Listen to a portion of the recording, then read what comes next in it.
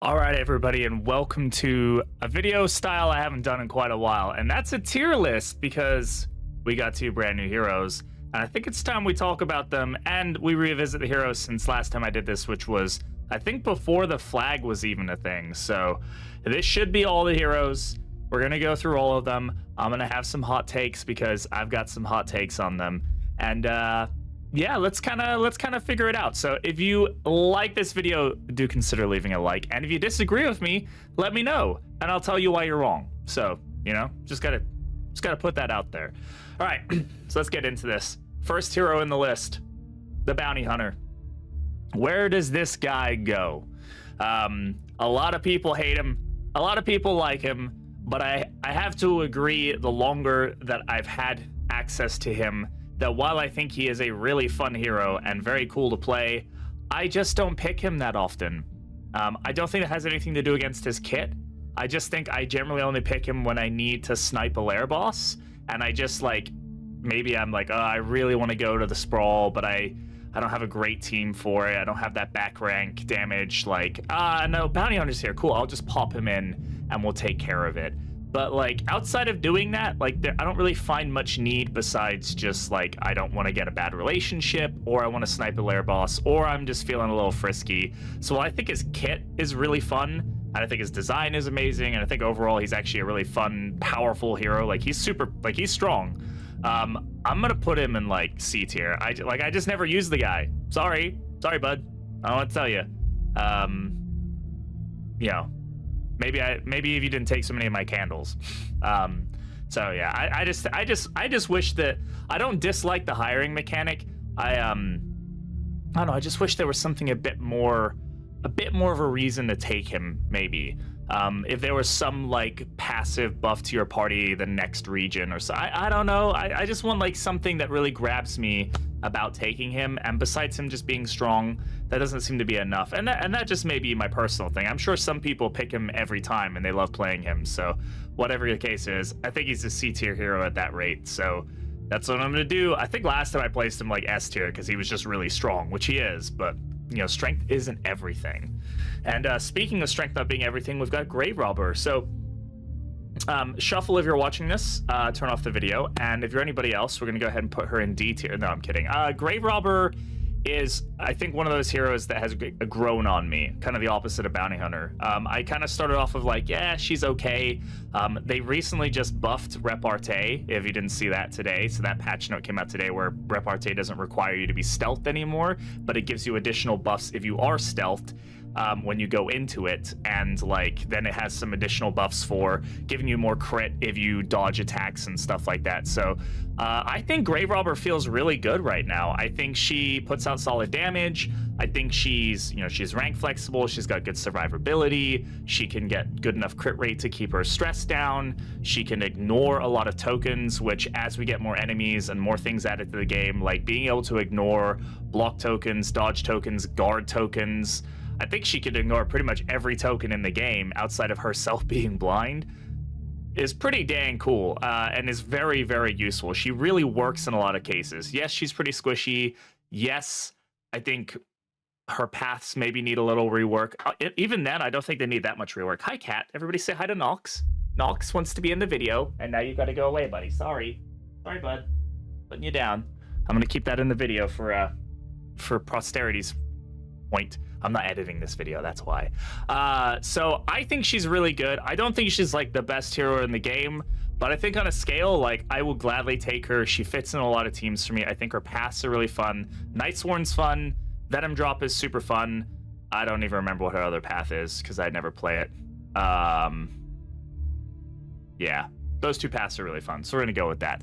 All right, next hero, Helen. I think I'm going to get some hate for this one. I can't remember where I ranked Helen before, but I'm not super happy with where Helen is at right now. I think she is a solid damage dealing hero. I think she has one of the best paths in the game, at least one of the most fun paths in the game, which is Carcass. I think that's a great example of a side grade path that's a different way to play her. It's a subclass of her. I think it was one of the original paths that now we've seen how paths have been developed for recent heroes and how much fun they are and how dynamic they are. I think this is a great example of what that should be for all the heroes. I just don't find her that great to play, or at least that dynamic to play. She's pretty much locked into rank 1. You can definitely play her rank 2. There are breakthrough plays that you can go through, but they're not fun, in my opinion. They're not enjoyable. I struggle with getting her bleed like path, like her berserker path, to really feel any good because of the fact that her bleed skills are locked positionally. So like, you want to use bleed out, you got to be in rank 1. If it bleeds, you got to be in rank 2.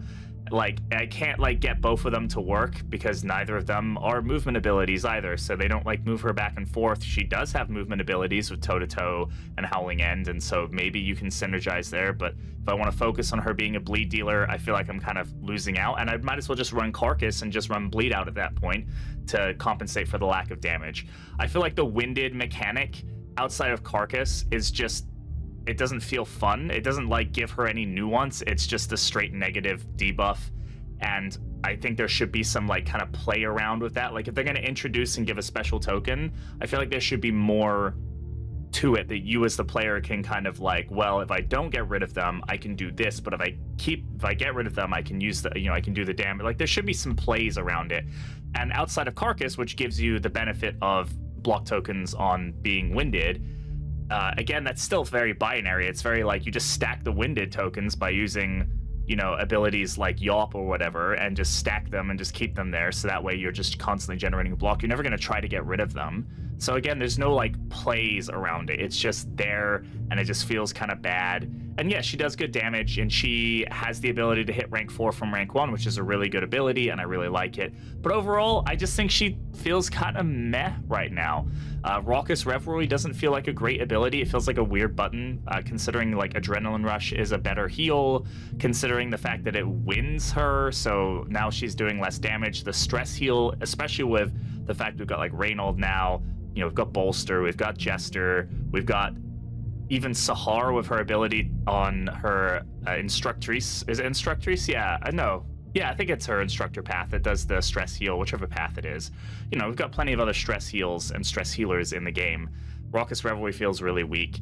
Bloodlust feels kind of weird. It's better now with the execution, but again, it's hard to get her bleed pass to work very well. And even then, it's still just kind of like a dead button for a turn. I wish it kind of did something else or had more plays to it or just something. I don't know. It's cool when it works out if you've got a bleed team going for you, but otherwise, again, doesn't feel that great. So I'm going to put her in C tier. And I know people are going to be really mad about that. I love the Hellion. She's one of my favorite heroes. She's my favorite hero in Darkest Dungeon 1.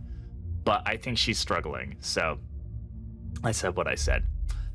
Jester. Jester's a really interesting hero. I think he's just solid. I think he's solid overall. I think he does good damage. I think you can play him in some fun ways. Intermezzo is one of the best paths in the game. I will say he is one of the heroes that suffers from one of the like hero plus paths, as I call them, which is Virtuoso, where it's just like the hero but better. I know it has some downsides with the dot stuff, but like that's pretty negligible in my honest opinion. So I mean, he, like I said, good damage. He has good stress healing. He has good movement. He's flexible. He's got a good amount of health. My cat is on my desk again, buddy. You got to get off, buddy. I'm sorry. You got to get out of here. So I just think he's really fun. I think he's a solid hero. I think he's a good choice. I maybe wish that there were some more plays with Finale or something. And I don't know. Sometimes I feel like his trinkets aren't the best, but overall, I still think he's really good. Good crit rate. Blah blah blah. I think he's an above average hero. He's not like, I don't think I go like crazy like excited when I play him. I usually just play him because he's just a good hero to have on the team, and he fits a lot of roles and just a solid choice. But I'm never like building a strategy around him. Sometimes I build a strat around Finale or something, but like I don't know. He just doesn't ever feel like the centerpiece of the team. He just feels like a good part for a lot of teams, part to kind of keep things going. So I do wish that his like battle ballad and play out skills, I don't know. I don't use them that often. Again, that might just be me, but I just don't find that much use for them outside of his other abilities. Like Encore is amazing. It's a great ability, and it can definitely leverage strategies for other teams and things like that. But I still feel like those other abilities should have a bit more to them or something more dynamic and fun to them.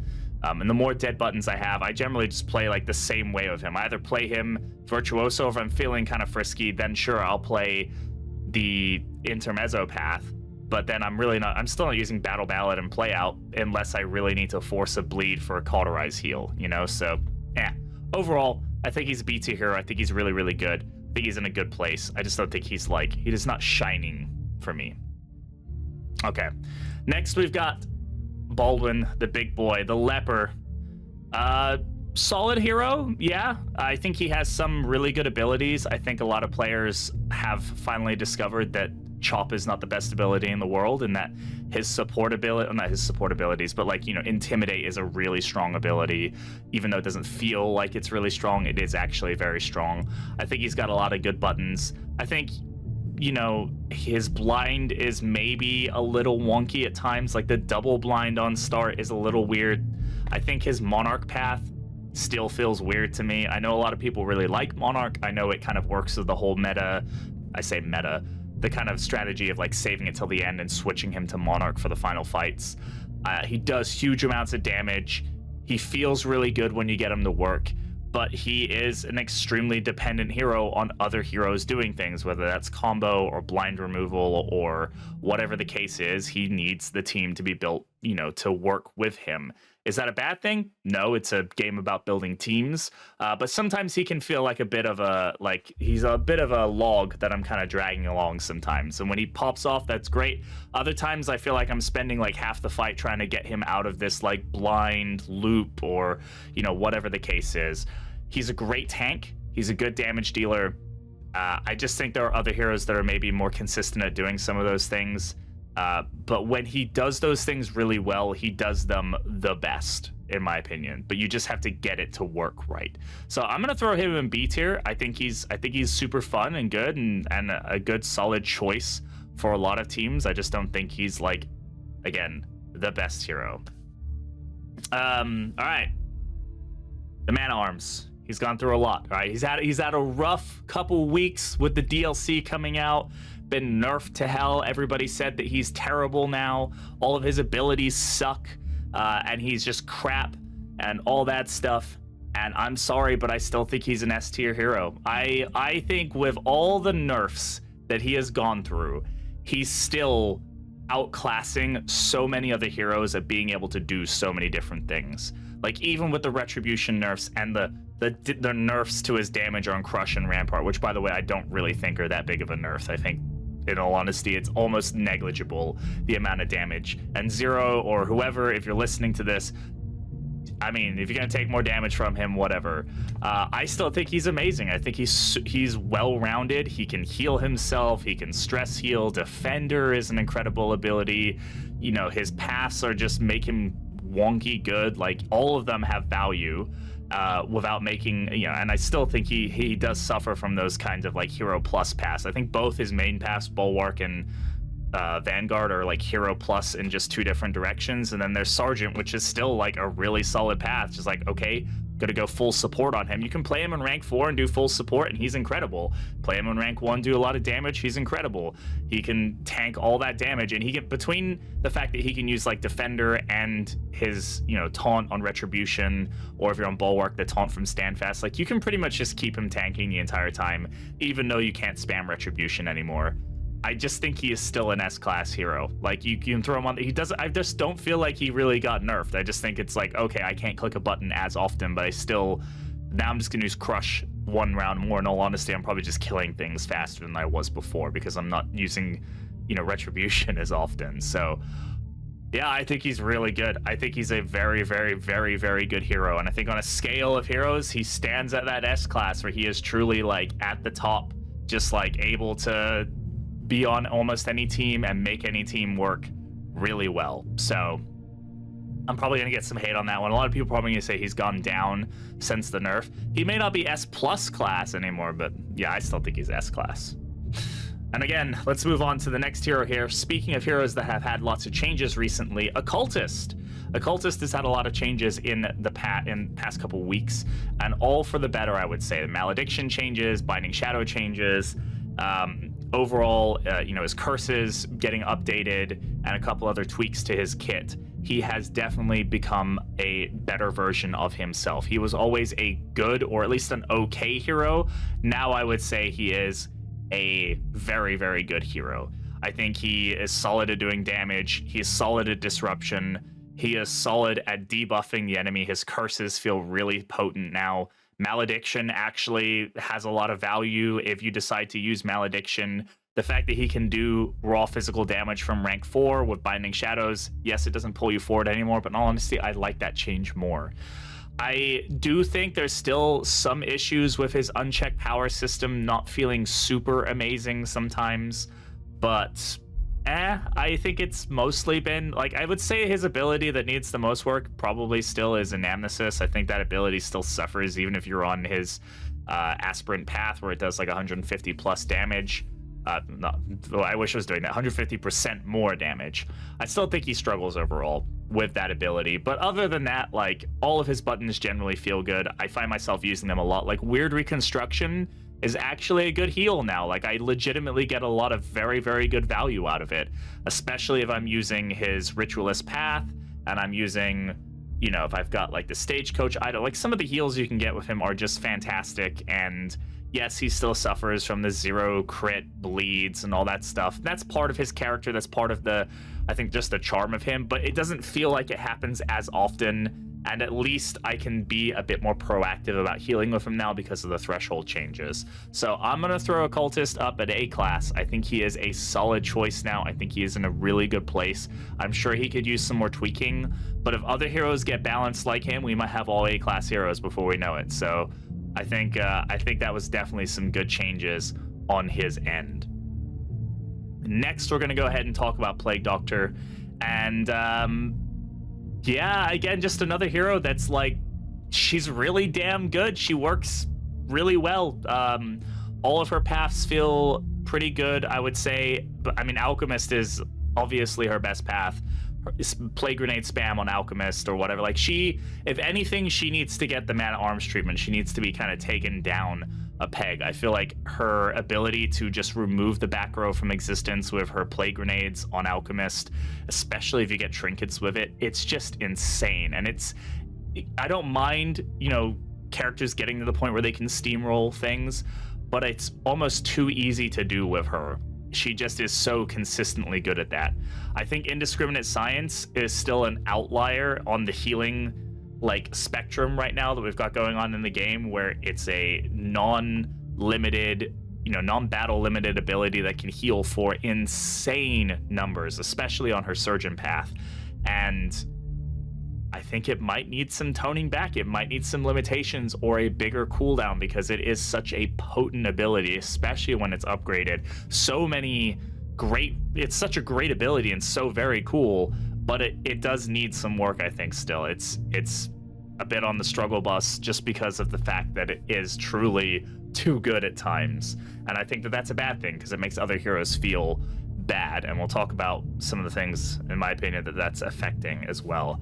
But yeah, I mean, even her Physician path, which is, I think it's a really fun path, her Physician path, because it's kind of like, again, it's a subclass. It's a dynamic play style change. It gives her more support abilities. I think it's a really fun path. I know a lot of people maybe don't like it. It's a bit underpowered, but when it does work for your team, it works really well, and I enjoy that, and I think that's what paths should be about. Maybe not like the meta or the optimal way to play her, but it's a fun path. So I honestly think right now she's kind of between S and A class for me.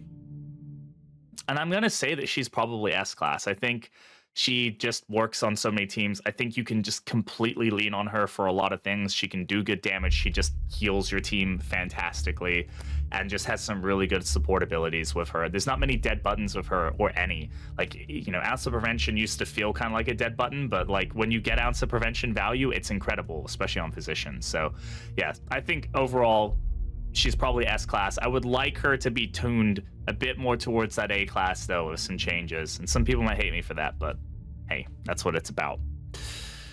All right, Runaway, Boxcar Kid. Let's talk about her. She needs some help. I love Runaway. I think she has some really cool abilities. I think her character is amazing. I think her design is super cool. When she works well, but her kit needs some help.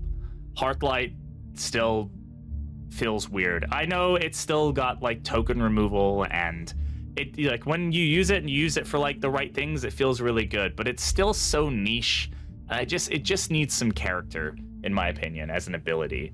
I think, she's got Smokescreen Plus, which is like easily one of, if not the best debuff in the entire game. But like Searing Strike feels a little weird.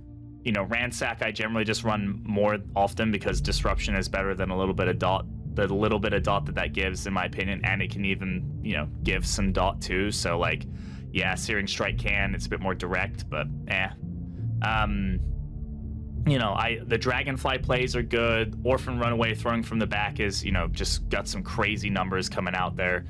But beyond that, I just think that she really needs some help. I think she's good at times, but struggling most of the time. Her Survivor path needs some help. Run and Hide feels like still like a really weird ability that's like you only click that when you're on Act 3 and you need that little bit of stealth. I think she definitely needs some help in the coming balances. I think her paths are probably where she could get a lot of that help. I think if she had some unique attributes to some of her abilities and some of her paths, that it wasn't just like stat stuff, which is really what I'm hoping for at the end of the day, is that a lot of these heroes that are in the old systems, their paths get changed to these more like ability changing paths instead of them just being, flat statistics, ups, downs, things like that. Because it adds so much character, like like Intermezzo adding bleed to certain abilities and things like that. I think she could definitely use some of that treatment. So I don't think she's D class, but I definitely think she's C class. I think she needs some help. And yeah, so we'll see how that goes. Next, we got our boy Flag. I don't think this is a hard one to say. I think Flag is S class. I think the dude carries if you have him on your team. Yes, you have to deal with death. But in all honesty, she's not that hard as long as you kind of go road fight coming up. Maybe I've got Flag on my team. Let me take a stop, put some combat items on, think about how I might deal with death. If you plan for death to be something that arrives, she's pretty easy to deal with. Overall, the guy's just insane. More is a crazy ability. His self-healing is crazy. His ability to help others is crazy. He's got good damage over time output.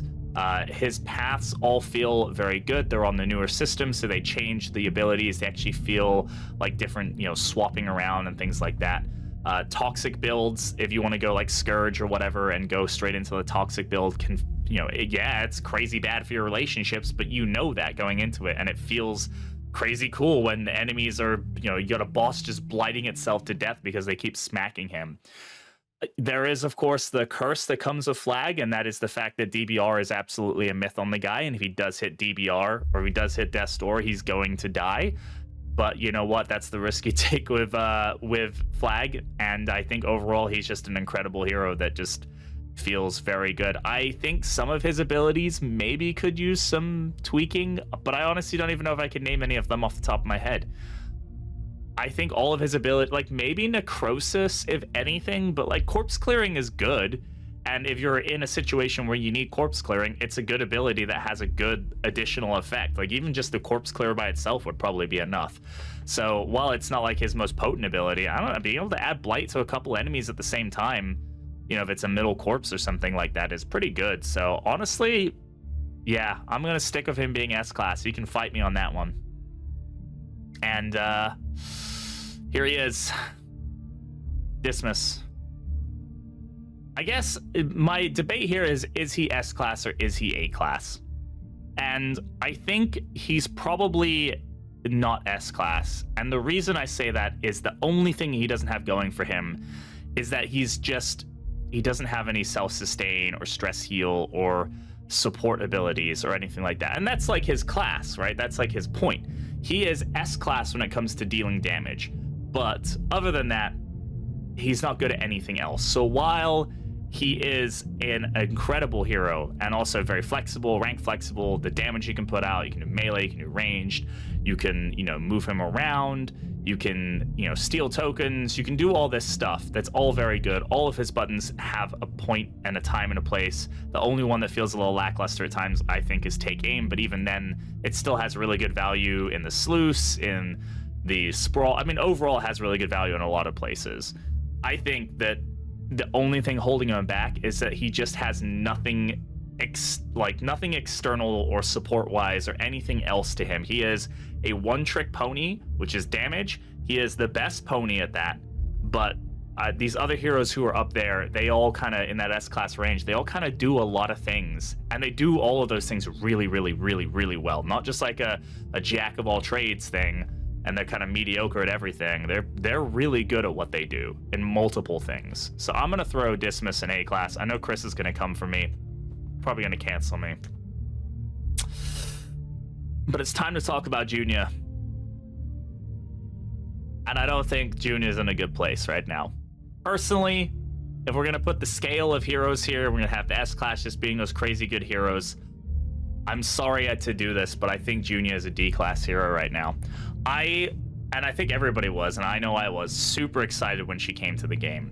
I think that she has some very cool ideas. I actually really like her conviction system and the fact that she does feel more fun to play than she did in Darkest Dungeon 1. I don't hit the same 3 abilities over and over and over again, generally. But I think she just doesn't feel great. I think when we look at all these other heroes, like, I don't know where Junia fits in a lot of the times. Like, her mantra is an interesting ability, and I think mantra is kind of this whole like idea of like having like an ability that changes on all of her paths, but it only really feels good on Seraph. There's maybe some plays for it on Chaplain with the whole guard healing thing, but the heal is so weak. It's so weak for what it is. And Divine Grace just feels like a really, really weird heal, in my opinion. Like, it doesn't feel good, especially compared to all the other heals that we currently have in the game. Like Weird Reconstruction, Battlefield Medicine, Indiscriminate Science, and even Battle Heal now. Like, Divine Grace just feels like a weird one to me. And I'm struggling with that, you know? And, you know, she's got Divine Comfort. She's got her Seraph path, which is, like, crazy good. Don't get me wrong. She can put out really good damage with Judgment. But again, the whole, like, having to wait, like, you know, a multiple amount of turns, you know, whatever the case is, you have to get that set up and things like that. And that's not a bad thing. Like, heroes requiring setup, especially, like, she's a healer, and if she wants to do really good damage, then you kind of have to, you know, build that setup. But, like, I don't know. It's something in me has just kind of got that feeling with her. And when I put her on a team, I just don't have a lot of excitement for her being on the team. And I think that's where I struggle. Like, Hand of Light feels like a really weird ability outside of Confessor, where it has that AoE kind of cleave ability and stacks, it puts those weakness tokens down. And I think that she just needs some help. I think she needs some tweaking to really give her identity and her character back. And which I don't know if she ever really had. I think, again, I was super excited when she joined, but been struggling overall, I think, with placing her. So I think she's going to be the hero that kind of evens out the scale here as far as our S-class heroes. But it's rough, man. I think it's really rough, and I really want her to get some love because, yeah, she's just not feeling great for me. So is what it is. I'm gonna do this in this order here. So next we have Sahar. We have our new hero, Binding Blade DLC hero, Sahar the Duelist, the most complex hero in the game right now, with the most convoluted path system available to us, with stances and stance passives, and almost every one of her abilities having multiple effects depending on which stance she is in. I love Sahar. She is complicated in the best ways, in my opinion. But I am finding the more that I play her, and this may change as I get to see her a bit more, I'm finding myself playing into the same, like, loops where I just click the same 3 buttons over and over and over again because they're really, really good. And they just set her up to either just do a lot of damage or riposte a lot of damage and ignore a lot of damage. It's like meditation into, like, touche or flesh into disengage into meditation again. Like, just all this, like, just stacking the dodge. Like, yes, she has some, like, I could, like, ignore block tokens with feint or sort of flick or dodge tokens, and yes, I can do her Instructrice path to, like, get those, you know, all that other stuff going on. I can do stress healing. She has a lot of other ways that you can play her, and I think I will probably change my feelings on her as we kind of go. But right now, I think that she maybe suffers from being too complex. A lot of players, including myself, are kind of just getting into a rhythm with her. So my caveat here, my asterisk is, I think she is a really good hero. I think she will get better over time, but not because she's going to get changed, but because we're going to find better ways to play her. And I want to give her the I don't want to say that she's just an incredible hero because she's new. She's amazing, great animations, super cool concept, but I think she's B class right now. I definitely see her stepping up into like A class, maybe not S class, but definitely A class as I get more comfortable with her. So that's really on me, not on her. But I think that's fair. I think she's a really good hero. I don't think she really suffers from like anything super negative. It's just her complexity. And so I don't want to pretend like she's amazing when I don't really know how to play her the best ways yet. So that finally brings us to our good old boy, the man, the myth, the legend himself, Reynald the Crusader. And we're going to put him into S+ class. No, he's good. He's fun. He's solid. He works in a lot of things. I found that he is actually a better support than a damage dealer, which is kind of an interesting thing. Whether that support is through like his healing and buffs or his tanking and regen, like spreading and healing and things like that. His damage dealing is okay. It's pretty good. His like execution abilities on like aggressor and things like that.